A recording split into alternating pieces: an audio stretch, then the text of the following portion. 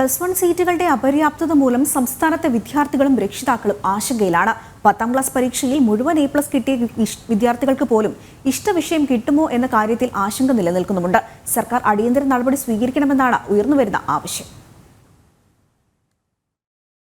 കോഴിക്കോട് ജില്ലയിൽ 43,799 പേരാണ് ഇക്കുറി SSLC പരീക്ഷ എഴുതിയത്. അതിൽ 43,721 പേരും വിജയിച്ചു. 8,563 പേർ മുഴുവൻ A+കാരും. എന്നാൽ ഇവർക്ക് പോലും ഇഷ്ടപ്പെട്ട സ്കൂളുകളിൽ ചേരാനും ഇഷ്ടപ്പെട്ട വിഷയങ്ങൾ തിരഞ്ഞെടുക്കാനും സാധിക്കില്ല. സീറ്റുകളും അടിസ്ഥാന സൗകര്യങ്ങളും പരിമിതമായതാണ് കാരണം. അധ്യാപകരും നിസ്സഹായാവസ്ഥയിലാണ്.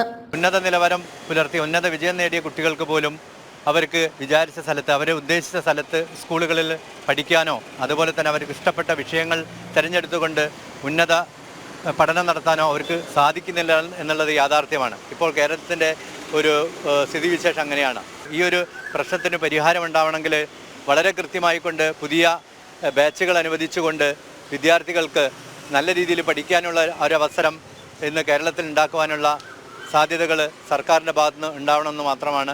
കഴിഞ്ഞ 3 വർഷമായി വിഷയം സർക്കാരിന്റെ ശ്രദ്ധയിൽപ്പെടുത്തിയിട്ടും അധികൃതർ മുഖം തിരിഞ്ഞു നിൽക്കുകയാണെന്നാണ് ആക്ഷേപം. വടക്കൻ കേരളത്തോട് വിദ്യാഭ്യാസ വകുപ്പ് കാണിക്കുന്ന അവഗണനയ്ക്കെതിരെ പ്രതിഷേധവും ശക്തമാണ്. അലോട്ട്മെന്റ് സമയത്ത് കൂടുതൽ ക്ലാസുകളും അടിസ്ഥാന സൗകര്യങ്ങളും ഒരുക്കണമെന്നാണ് ആവശ്യം.